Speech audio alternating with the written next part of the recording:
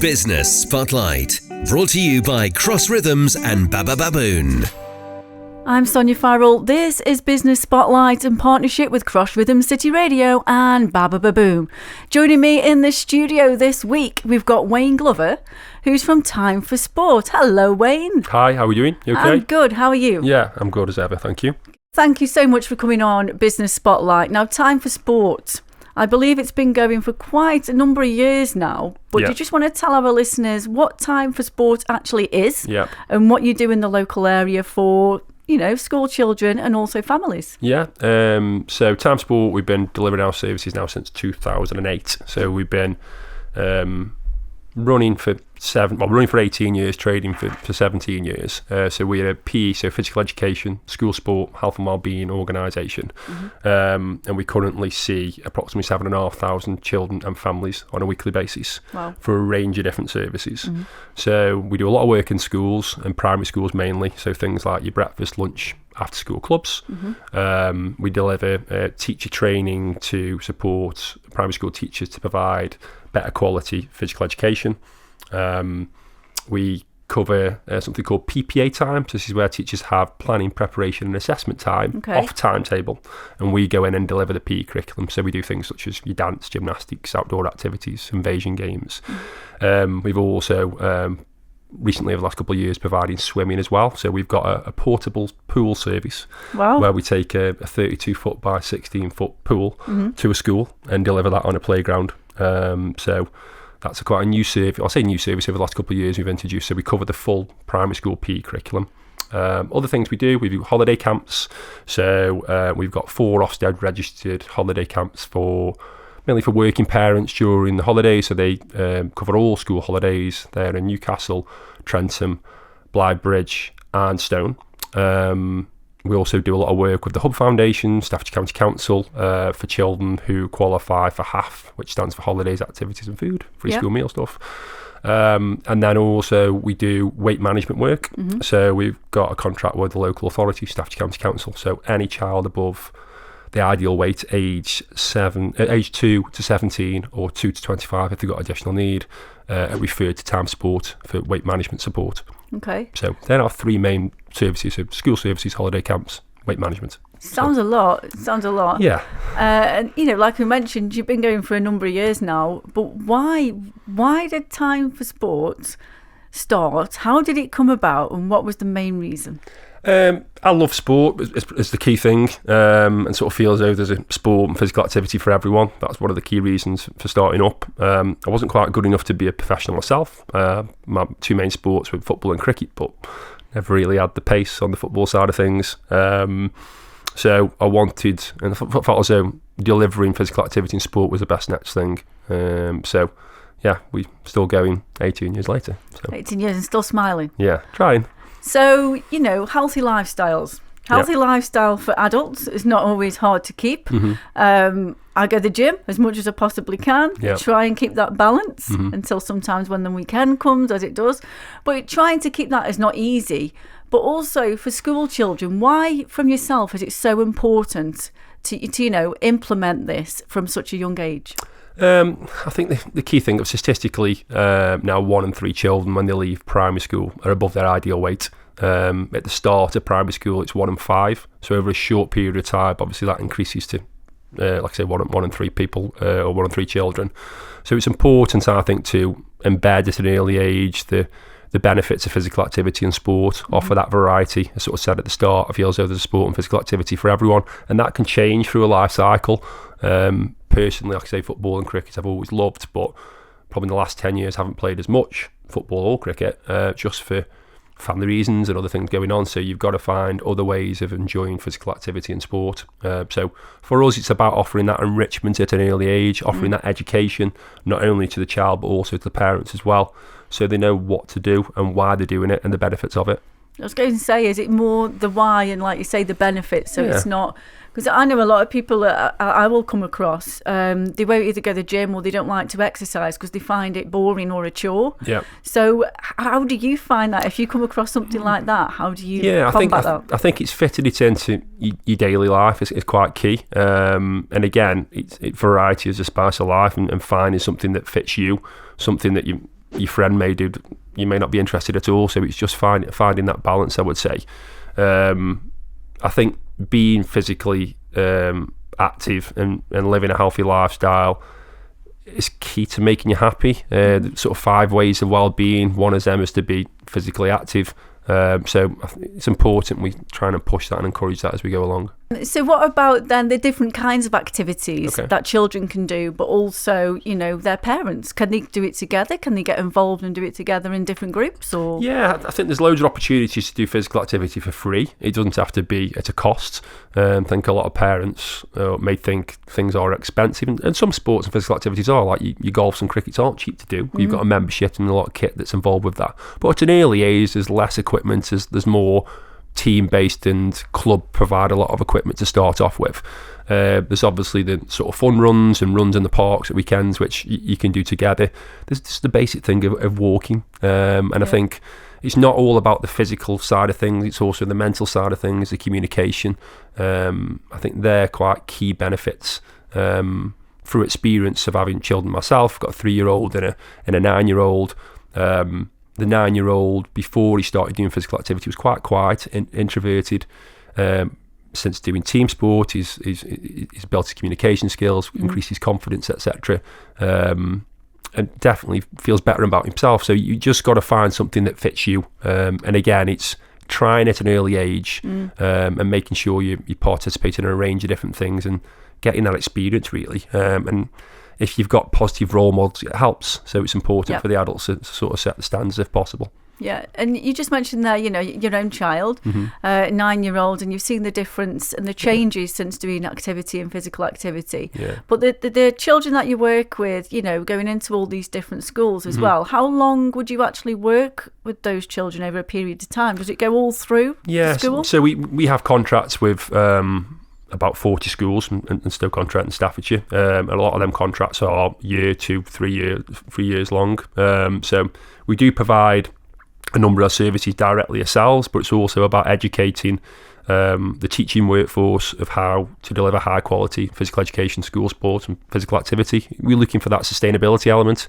And we're looking for the high quality provision. So directly, a lot of schools will be delivering an hour, 2 hours worth of PE on a weekly basis plus clubs. The new government which has come in are looking to increase the amount of physical education in schools, which is great.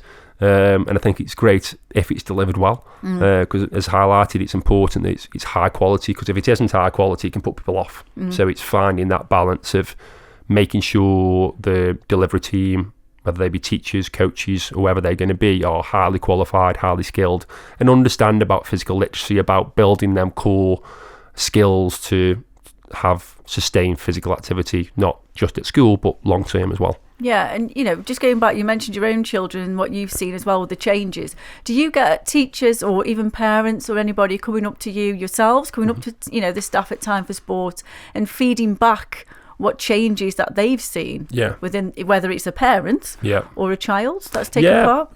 All the time. We have loads of case studies, positive ones from holiday camps, from some of our weight management work which we do.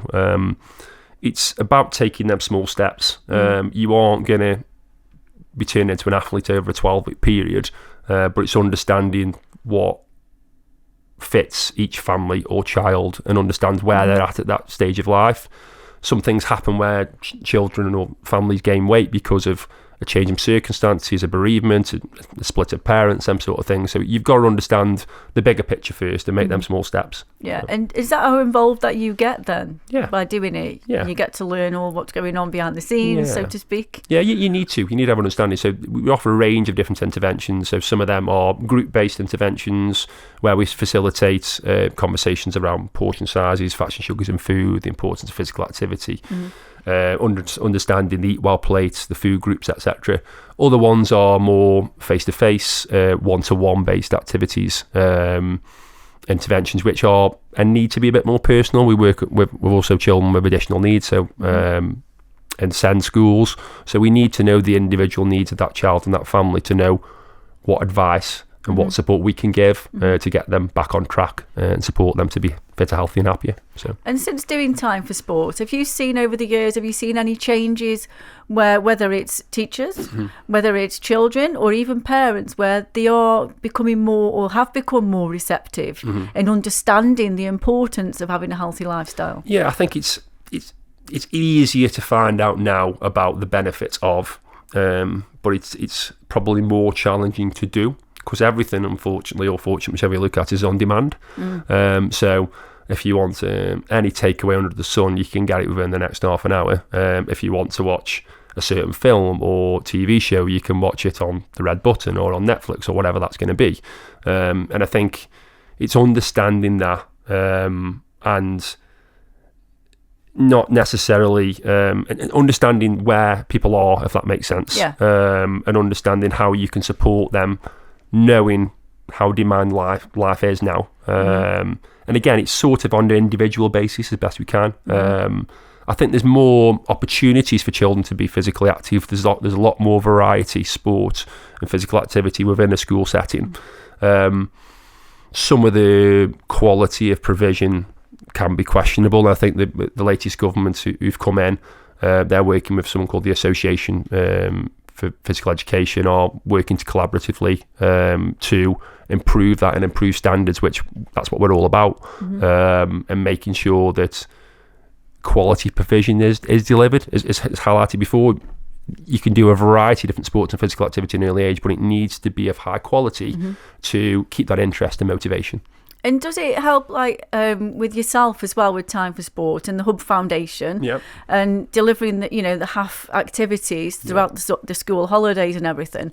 Does it help, obviously, having those partnerships? Does it help as a collective within Stoke-on-Trent to actually reach, obviously, more children and bring more awareness together? Yeah, 100%. I think, obviously, with the provision we provide in the school holidays, that we've got working parents that attend regularly during all holidays, but the bigger holidays with the half funding, so the holidays, activities and food funding for free school meal children, offers them the enrichment, equal opportunities.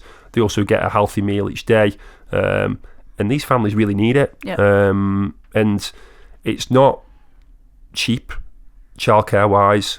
Parents have got to deal with all nurture and parent their children over a 6-week period, and yes, they may qualify for free school meals, but you also got some families that don't quite qualify for them free school meals. So it's just finding that balance, really. And at Time for Sport, we sort of pride ourselves on trying to be cost effective for parents and offering a quality service at the same time. It's difficult to find that balance. But the equal opportunities is key, really, and the half funding has allowed us to do that. So. And obviously, with all the work that you do and all the work that you do within schools and everything, but if a parent is thinking about something else, whether it's at home during the summer holidays or even if they're going away for a few days, to help to keep maybe their children active or to be aware and know what to do without it costing too much.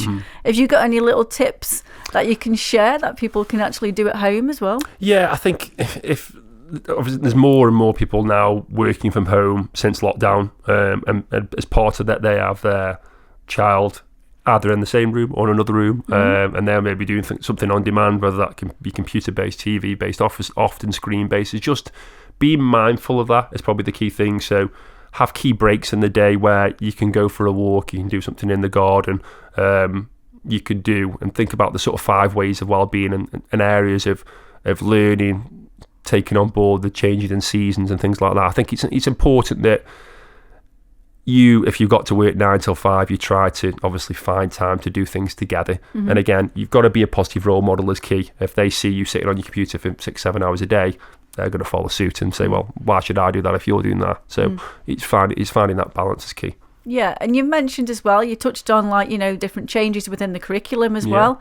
I mean, how do you foresee that for the future? Do you see getting more and more of, the physical education being more prominent again in schools? Yeah, I'd hope so. Obviously, we've been going for a while now, so 17 years, and it's a little bit of not reinventing the wheel in some ways, but we sort of seen it go full circle to a point. So currently how the PE curriculum is delivered in primary schools, it's quite sport specific. So it can be X amount of weeks of football, tennis, hockey, etc. But if you think of that as a child and you haven't got an interest in that sport or physical activity, and you're doing it for 6 weeks, it's going to put you off. So the Departments of Education are looking at a more holistic approach to PE and physical education, which is great, thinking a bit more about the wellbeing side of things and looking at physical literacy, so making sure that children have got them core skills and love for physical activity, physical education, school sport at an early age, which is key. And also the government have previously said we recommend 2 hours worth of PE in schools, so it's a recommendation, but going forward it's a must.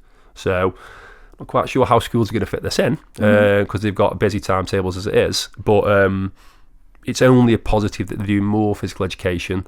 And also the government have highlighted they're going to have more training and support for school teachers and providers to make sure it's high quality. So if we can get 2 hours at high quality, that variety, it's only a win-win. As I say, the state of obesity, children above their ideal weight at the minute, it goes from 1 in 5 in reception to 1 in 3. That needs to improve. Obviously, it has a domino effect to the NHS and obviously everyone's health. So, yeah. And summer's here, Wayne. How, again, time for sport, I know you go out into the community a lot, like we mentioned schools and everything. Yeah. But how, if there is a family out there listening and wondering what to do, what is going on within Stoke-on-Trent for the summer holidays, and whether it's activities, whether it's sports, how are you getting involved with the communities this summer? We've got a range of different holiday camps. So our holiday camps cater for children aged 4 to 13.